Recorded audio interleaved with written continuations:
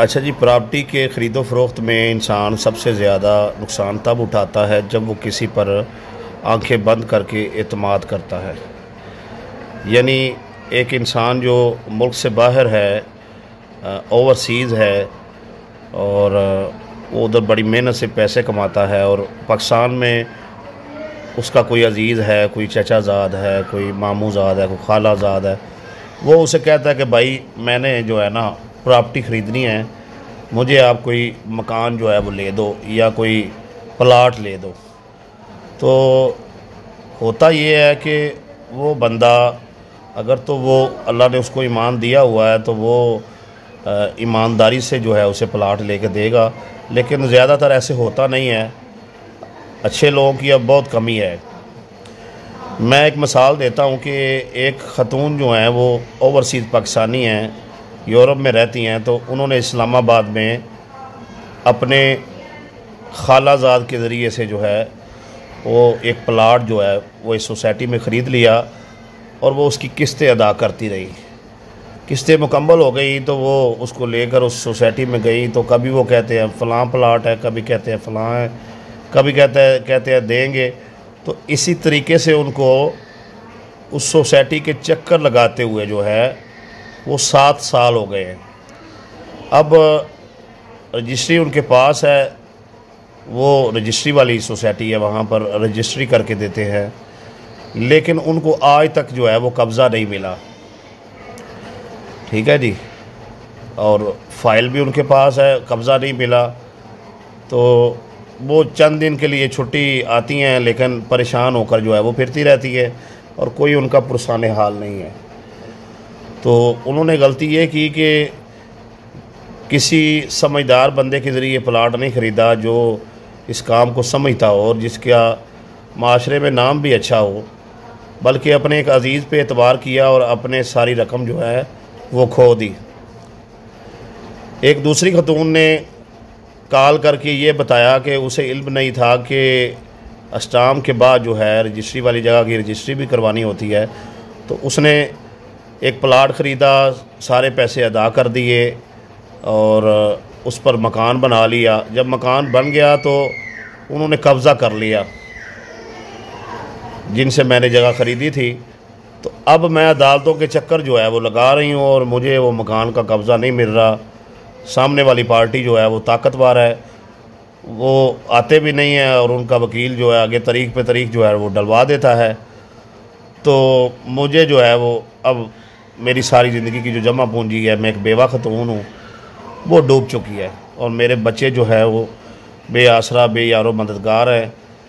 तो इस तरीके से भी फ़राड होता है। एक तीसरी खतून ने बताया कि उसकी बहन ने जगह बेची और वो डायरेक्ट इंतकाल करवाने के लिए जो है वो पटवारी के पास चली गई, और जिस बंदे ने जगह ख़रीदी थी उसने कहा कि साथ में अपनी वालदा और दूसरी हमशीरा को बतौर गवाह लेके आना, 2 गवाह चाहिए तुम्हारी तरफ से। तो उसने, पटवारी ने उसकी दूसरी बहन से पूछा कितनी जगह बेची है, तो उसने बताया जी 4 कनाल बेची है। तो बाद में पता चला कि ना सिर्फ एक बहन की 4 कनाल बल्कि दूसरे बहन की भी 4 कनाल जो है वो चूँकि पड़ी हुई नहीं थी बहनें, धोखाधड़ी से जो है वो अपने नाम लगवा ली। एक खतून ने यह भी बताया कि उन्होंने भाइयों के साथ मिलकर जो है वो प्लाट ख़रीदा 6 मरले का, लेकिन जब रजिस्ट्री आई तो उन्होंने किसी से पढ़ाई तो उनका रजिस्ट्री में नाम ही नहीं था। दोनों भाइयों ने 3-3 मरले अपने नाम लगवा लिए थे, हालांकि उसने भी बराबर के 6 मरले में से 2 मरले के पैसे अदा किए थे। तो इस तरीके से सगे भाइयों ने जो है वो फ्रॉड किया। एक खतून वरासती इंतकाल जो है वो करवाने गई, और वरासती इंतकाल वाले दिन ही जो है ये वरासती इंतकाल होने के बाद धोखाधड़ी से बहन ने भाई की जगह जो है भाई ने बहन की जगह जो है वो डायरेक्ट इंतकाल करवा के अपने नाम करवा ली, और उसे पता ही नहीं है। तो एतबार जो है वो नहीं करना चाहिए, गौर व फिक्र करना चाहिए। आंखें बंद करके जो अंधा इत्माद है प्रॉपर्टी में वो नुकसान देता है, जब तक आपको सारी बात का इल्म ना हो जाए। एक शख्स ने लाहौर में कोई कोठी देखी, रेट तय हुआ प्रॉपर्टी डीलर ने कहा भाई ये इतने की कोठी है, ये बंदा जो है इसे बड़े पैसों की ज़रूरत है, तो आप इसे बयाना बस 50 लाख पकड़ाएँ, बाकी ये हमें डॉक्यूमेंट देता है तो उसके बाद जब हम रजिस्ट्री करवाएंगे तो इसको पैसे अदा कर देंगे। तो उसने दे दिया 50 लाख। बाद में पता चला ये फैमिली तो इधर किराएदार थी, असल मालिक तो कोई और है। तो वो फ्रॉडी हैं, वो इसी तरीके से फ्रॉड करते हैं। वो फ़रार हो गए और प्रॉपर्टी डीलर भी, उसका भी मोबाइल नंबर बंद जा रहा है। अब वो किसी और शहर में जाएंगे और उधर भी इस तरीके से फ्रॉड करेंगे। तो जब तक असली डॉक्यूमेंट देख ना लें तो इतना बड़ा बयाना देने की ज़रूरत नहीं है। 1 लाख रुपया अगर आपने ज़्यादा से ज़्यादा देना है तो टोकन देकर उसे कहें अब डॉक्यूमेंट दिखाएं, बाकी जो सारा प्रोसेस है लेन देन का, बयाना वगैरह, वो उसके बाद होगा। ये नहीं है कि आपकी बातचीत हो गई है तो आपने डॉक्यूमेंट भी नहीं देखे और आप उसको 50 लाख पकड़ा दें, फिर तो नुकसान ही होगा ना। क्या पता वो मालिक है कि किराएदार है या उन्होंने गिरवी पर लिया हुआ है, ठीक है ना जी। तो इस तरीके से भी जो है वो प्रॉपर्टी में फ्रॉड होते हैं। एक बंदे ने दूसरे पर एतमाद किया, उसने जगह दिखाई, 2 कनाल जगह अपने नाम करवा ली, पैसे अदा कर दिए। उसने कहा कब्ज़ा बाद में दूंगा, ये फसल उठा लूँ। फसल जब उठ गई तो वो उधर गया तो पता चला ये तो वो जगह ही नहीं है। ये कहाँ है जी? ये कब्रिस्तान में जगह है। वो कब्रिस्तान है, वो वक्फ नहीं हुआ, कब्रिस्तान की फ़र्द निकलवाई है और निकाल कर जो है उसकी रजिस्ट्री कर दी है। वो रिकॉर्ड में जो जगह, जिस जगह पे कब्रिस्तान बना हुआ है, रिकॉर्ड में उस जो बंदा है मालिक है उसकी जगह से कटौती नहीं हुई है, मतलब वो रजिस्टर्ड नहीं है कब्रिस्तान, ठीक है जी। उसका वक्फनामा नहीं हुआ है उस ज़मीन का, बस वैसे ही बना हुआ है। तो इस तरीके से भी फ्रॉड हो जाता है, ठीक है जी। एक बंदा कहता है जी ठीक है मैं आपको ये प्रॉपर्टी भेजता हूँ, लेकिन आप जो चेक है ना, ये जो मेरा मुंशी है इसके नाम पे बना दें, ठीक है जी। और मुंशी भी कहता है जी मैं इनके पास भी 30 साल से काम कर रहा हूँ, चेक बना दिया। वो चेक लेके फ़रार हो गया सारी रकम का। अब असल मालिक कहता है जी वो तो फ़रार हो गया, मुझे पता ही नहीं है, और आपने चेक जो है वो मुंशी के नाम का बनाया, वो पैसे लेके फ़रार हो जाता है तो मसला बन जाएगा। चेक हमेशा उस बंदे के नाम का बनाएं जिससे आप प्रॉपर्टी ख़रीद रहे हैं। उसके कहने पर, हाँ उसका कोई भाई है, बहन है, बाप है, माँ, किसी के नाम का ना बनाएं। उस बंदे के नाम का आपने चेक बनाना है जिसके नाम प्रॉपर्टी है। वो आगे पैसे निकाले, जिसको मर्ज़ी दे दे, पैसे जिसको मर्ज़ी ट्रांसफ़र कर दे।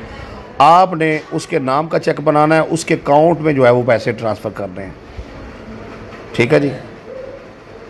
तो बुनियादी तौर पर इंसान प्रॉपर्टी में सबसे ज़्यादा नुकसान तब करता है जब वो एतमाद करता है। एक भाई ने कॉल की, उसने बताया कि उसका दोस्त था, उसने कहा यार फ़लाँ जगह पे टाउन बना है तो वो लोग प्लाट सेल कर रहे हैं, प्लाट बड़े अच्छे हैं, रेट भी मुनासिब है। वो गया, प्लाट देखा, उसने कहा ठीक है। दोस्त से पूछा, उसने कहा पैसे दे दो, रजिस्ट्री का मसला ही कोई नहीं है। पैसे सारे अदा कर दिए हैं। और वो बंदा कहता है मैंने इस पर मकान भी बना लिया है और बंदा अभी तक रजिस्ट्री करके नहीं दे रहा, मैं उसके पीछे पीछे फिर रहा हूँ। और अब दोस्त भी जो है वो कहता है यार मैंने तो अच्छी नीयत से ये काम किया था। अब क्या पता उस दोस्त ने बीच में से क्या लिया है जो उसने आंखें बंद करके आपकी रजिस्ट्री भी नहीं करवाई, अगर वो समझता था काम को, और आपके पैसे भी फंसा दिए हैं। तो जब तक रजिस्ट्री ना हो जाए सारे पैसे अदा ना करें। ऐसे आंखें बंद करके दोस्तों पे एतबार जो है वो ना करें। एक सगी बहन है, उसने इंतकाल करवाया, 2 ही बहनें हैं। तो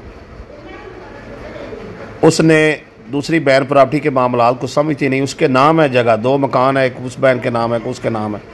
उसका मकान भी साल से जो है वो किराए पर दिया हुआ है और कब्ज़ा करके बैठी है, किराए खा रही है।